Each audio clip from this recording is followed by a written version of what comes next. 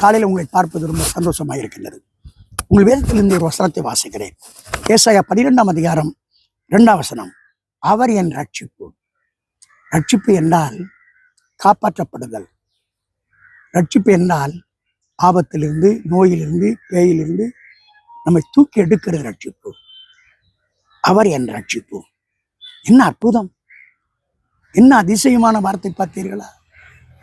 சங்கீதம் 27ஆம் சங்கீதம் 1ஆம் வசனத்தில் தாவீது, கர்த்தர் என் வெளிச்சமும் என் ரட்சிப்புமானவர், யாருக்கு பயப்படுவேன்? உலகத்தை விட 100 மடங்கு பெரியதுதான் சூரியன். எவ்வளவு வெளிச்சம் பார்த்தீர்களா? அவர் உங்களுக்கு வெளிச்சமாய் இருக்கிறார். அவர் வெளிச்சமாய் வரும் பொழுது எல்லா இருளும் மாறி போய்விடும். ஒரு ரட்சிப்பாக மாறிவிடுவார். என்ன அதிசயமான காரியம் பாருங்கள்.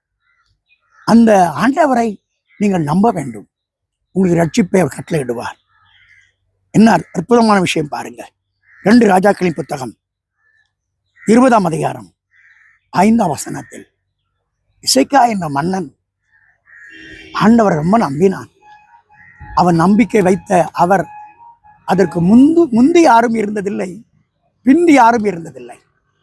அவனுக்கு விரோதமாய் படையெடுத்து வந்ததான அசிரியாவுடைய சேனைகளை 1,85,000 பேரை அவரே அழித்து ஒரு ரட்சிப்பை கொண்டு கொடுத்தார். உங்களுக்கு ரட்சிப்பாய் மாறுவார். வேதத்திலே 2 ராஜாக்கள் 19:35, 2 நாளாகமம் 32:21 ஆண்டவர் இப்படிப்பட்ட ஒரு காரியத்தை செய்தார். நீங்கள் அவரே உங்கள் ரட்சிப்பாக வையுங்கள். அந்த ரட்சிப்புக்காக அவரை நம்புங்கள். சங்கீதம் 91ஆம் சங்கீதம் 2ஆம் வசனத்தில் கர்த்தர் அவரை என் கேடகம், அவர் என் தேவன், அவர் என் ரட்சிப்பு, அவர் என் உயர்ந்த அடைக்கலம், நான் அவரை நம்பியிருக்கிறேன் என்று சொல்லி தாவீது சொல்லுகிறார். அவர் உன்னை வேடனுடைய கண்ணிக்கும் பாலாக்கும் கொள்ளை நோக்கி தப்புவிப்பார் என்று சொல்லி 3ஆம் வசனத்தில் வாசிக்கிறேன். அவர் உங்களுக்கு ரட்சிப்பாக இருக்கிறார். அந்த ஆண்டவர் ரட்சிப்பாக வையுங்கள்.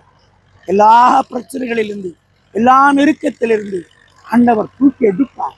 அவரே உங்களை தூக்கி எடுத்து மீட்டெடுத்து ரட்சிக்கிறவராயிருக்கிறார். அப்படிப்பட்ட ஒரு காரியத்தை செய்வதற்காக ஒரு சிறு ஜெபம் செய்யட்டும். ஆண்டவரே, நேரே இந்த பிள்ளைகள் ரட்சிப்பாயிரு. வெளியே வர முடியாத நெருக்கமான கண்ணீரான பிரச்சனையோடு இருக்கிற இந்த பிள்ளைகளை பாரும், உதவி செய்யும். தூக்கி எடுங்க. யோனாவை மீன் வயிற்றிலிருந்து வெளியே கொண்டு ரட்சித்து காப்பாற்றினீரே. எந்த பிரச்சனைக்குள்ளே சிக்கி இருக்கிறார்களோ வெளியே கொண்டு வந்து ரட்சித்து காப்பாற்றுங்க. அற்புதங்களை செய்யுங்க. இயேசுவின் நாமத்தில் வேண்டுகிறோம் பிதாவே, ஆமென்.